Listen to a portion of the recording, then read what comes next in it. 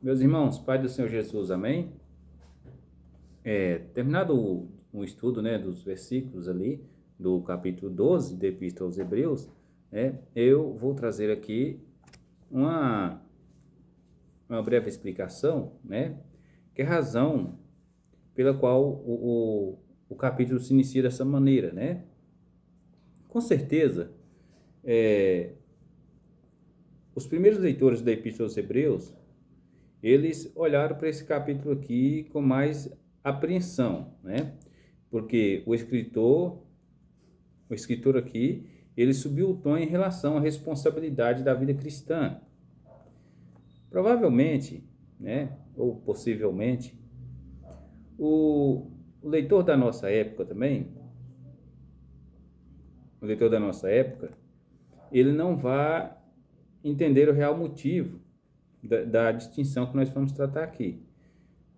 Por isso, né, eu vou tentar explicar aqui o mais simples possível, né, a razão pela qual o capítulo foi iniciado dessa maneira.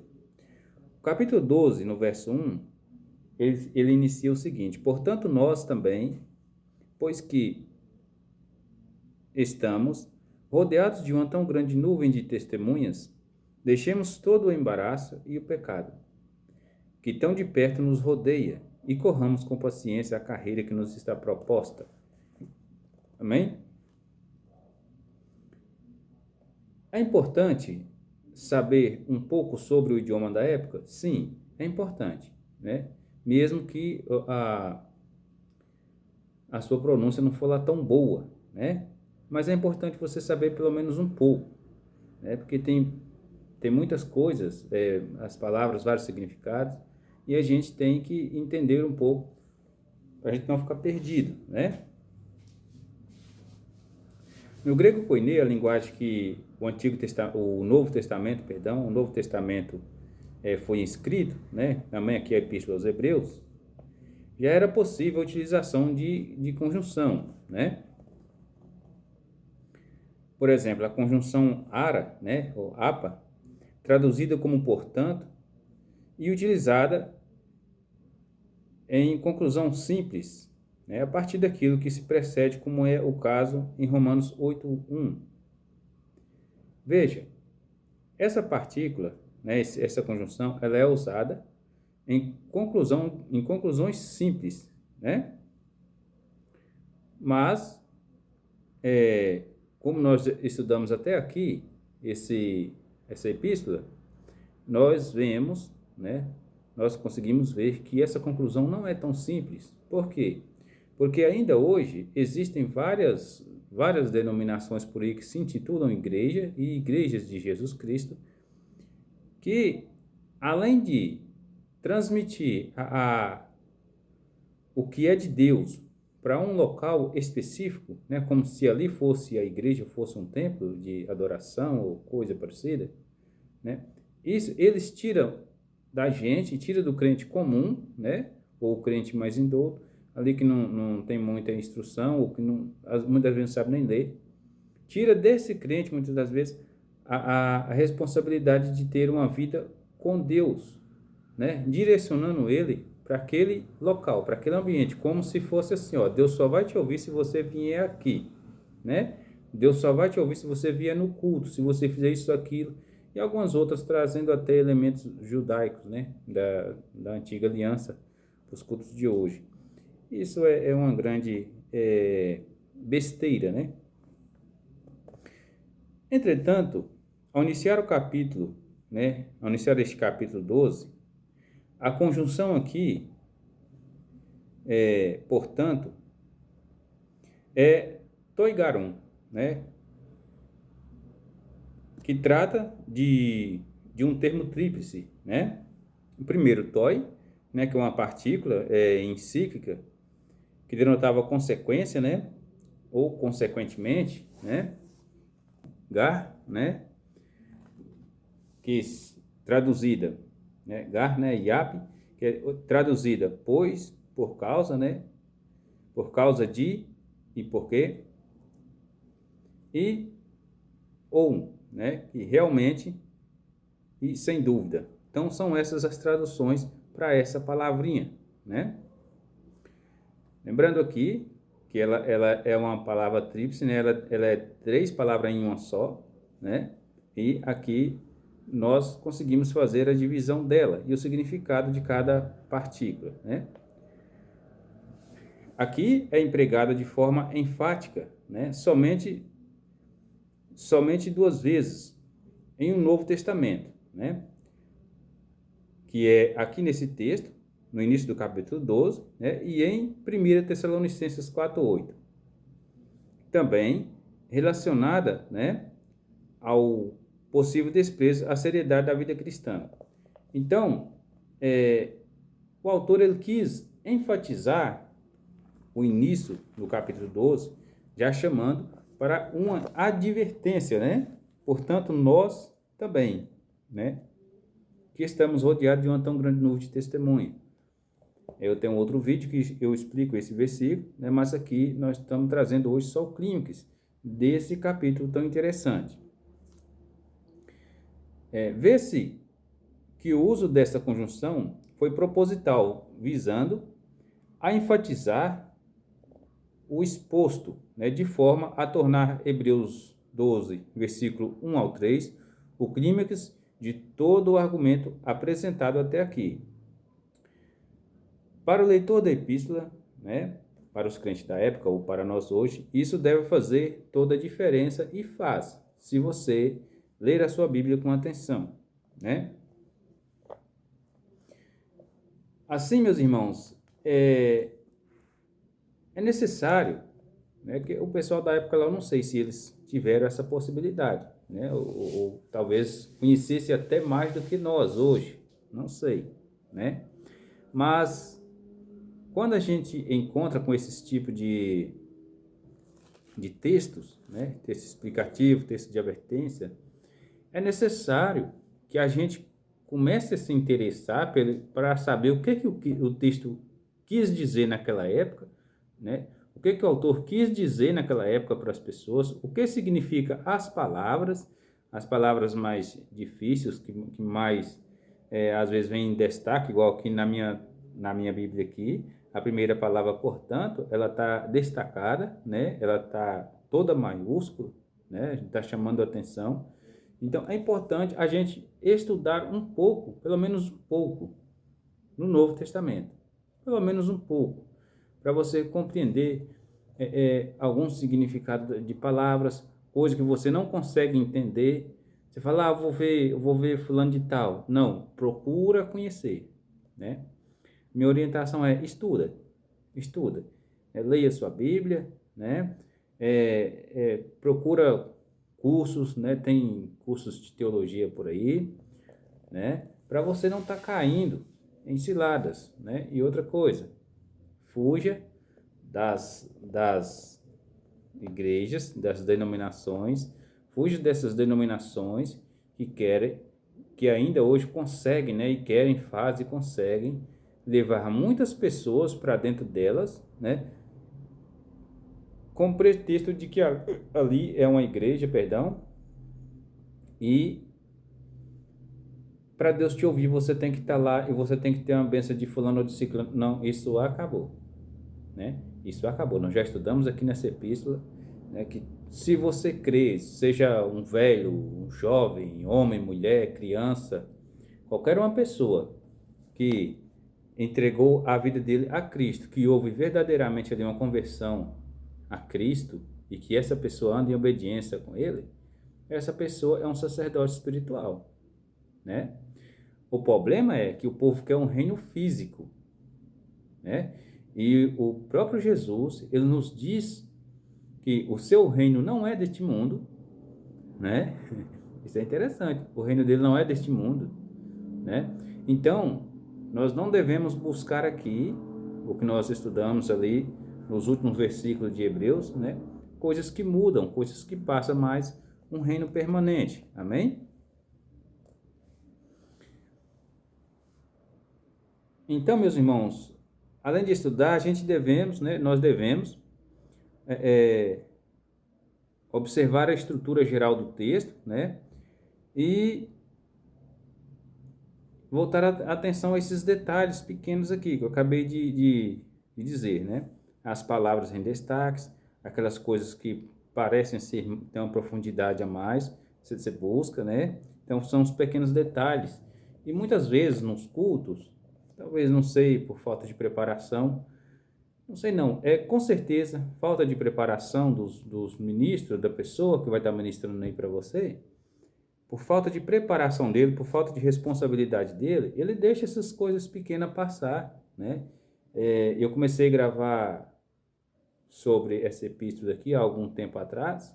Eu já tenho mais de 40 vídeos só dessa epístola aqui, e vídeos compridos. Não são vídeos curtos, são vídeos de 20 minutos acima, né? E olha,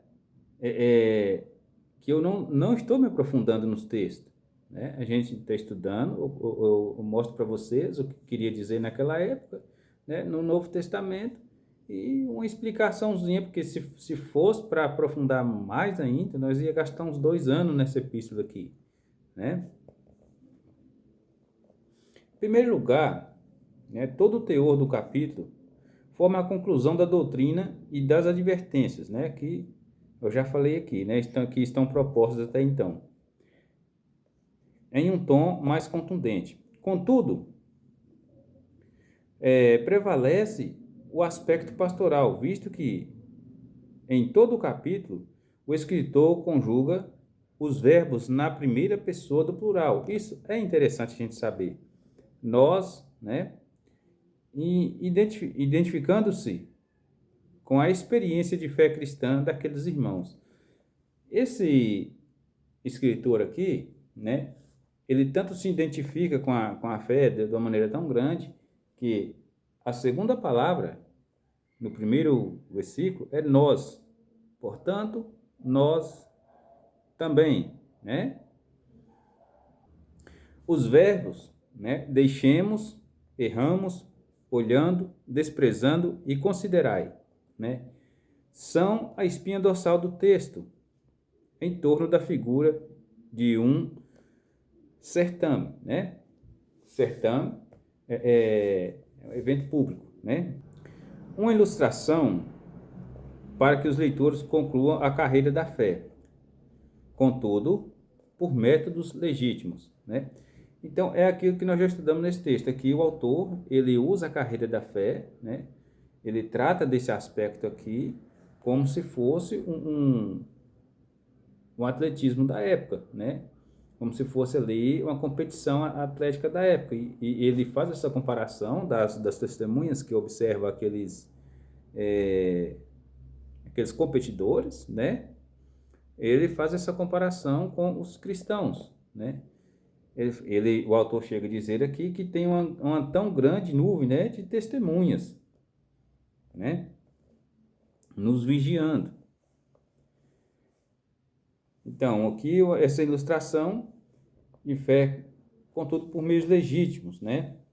E, para tanto, ele introduz um ingrediente essencial aqui, que é a disciplina, né? Nós devemos disciplinar a nossa vida cristã? Devemos disciplinar até nossa língua, né? Que a gente fala demais, muitas das vezes, acaba até falando da vida dos outros, muitas das vezes, né? E isso é um problema sério, seríssimo, amém?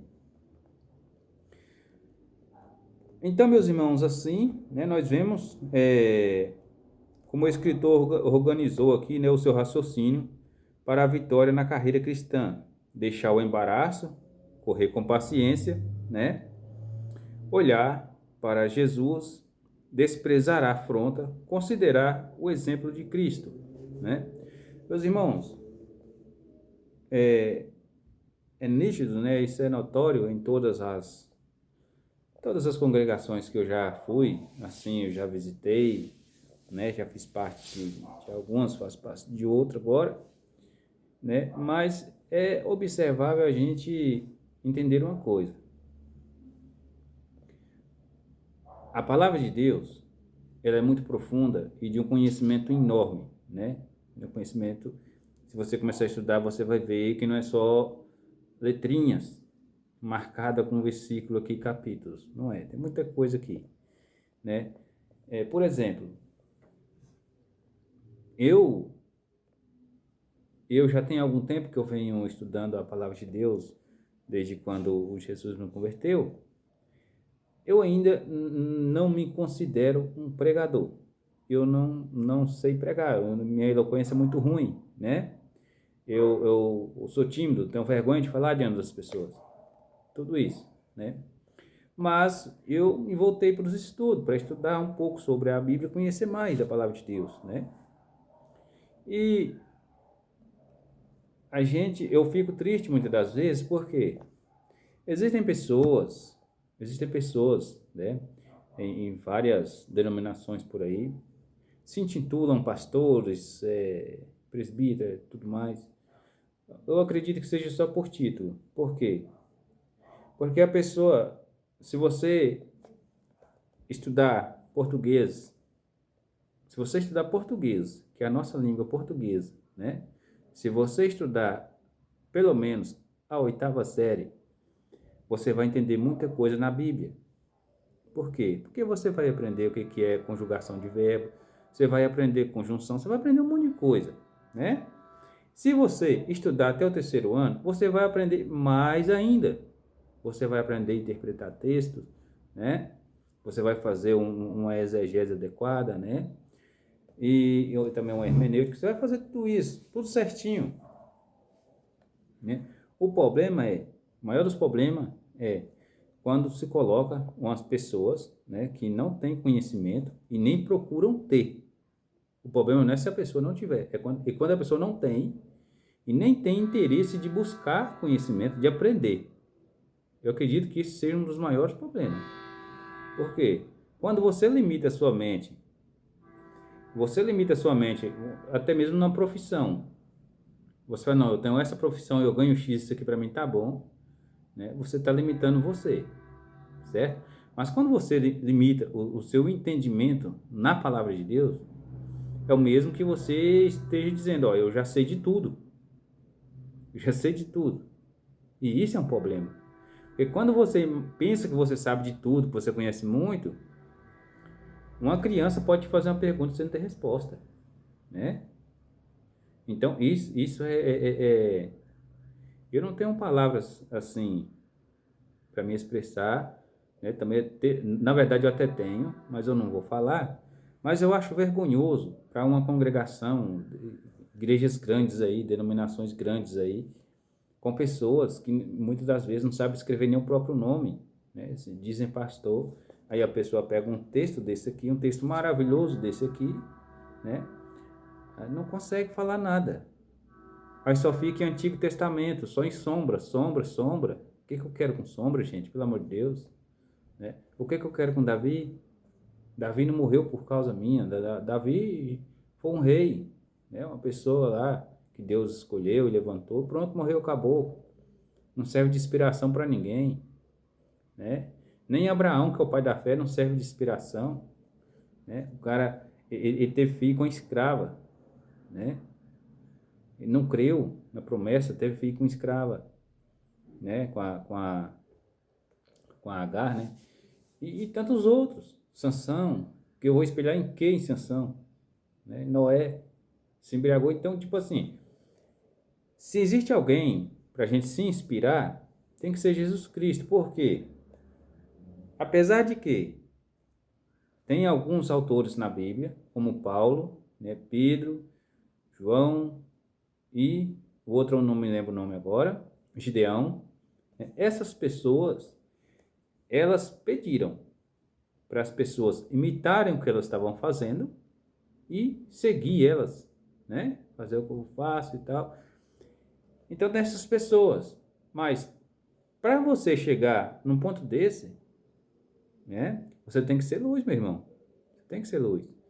Agora, eu também não posso chegar para você e falar o seguinte, olha só para Jesus. Não, a Bíblia não manda você olhar só para Jesus, né? Porque não tem como você ver ele, você ficar só vendo ele. A única maneira de você ver Jesus é nos cristãos. Se você não conseguir ver Jesus nos cristãos, você não vai ver ele. É muito difícil, só se revelar a você. E para isso, você tem que ter uma busca, né? Tem que buscar, tem que desejar de todo o coração, mais que qualquer coisa. Aí você tem uma experiência com ele, né? Mas, ademais, meus irmãos, a, a, a Bíblia, a palavra de Deus, ela é profunda? É complexa? Mas não é impossível de entender, né? Qualquer uma pessoa lê e entende, né? Então, meu conselho, se você quiser aprender mais, não fique só ouvindo, né? Corra atrás, se esforce, né? Estude, né? Trabalhe. Se dizer, eu trabalho, também trabalho, e eu estudo, né? Eu trabalho e estudo, eu faço as duas coisas, né? E ainda vou nos cultos, né? Então, o desfecho aqui desse capítulo, ele fica nisso aqui, ó. Deixar o embaraço, né?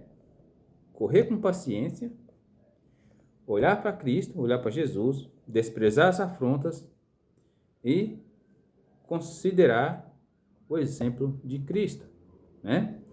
Nós temos que considerar o exemplo de Cristo e nós temos também que olhar por exemplos de nossos irmãos, né? E se nós vemos eles em algum pecado, a gente tem que ter o direito, que a Bíblia nos dá esse direito, de chegar nesse irmão e corrigir ele e exortar ele, né? A Bíblia nos dá esse direito, amém? Então, meus irmãos, fica aqui, né, o clímax aqui, a conclusão aqui deste capítulo. Eu espero que vocês tenham aprendido mais alguma coisa, né? E Deus continue nos abençoando em nome de Jesus, amém?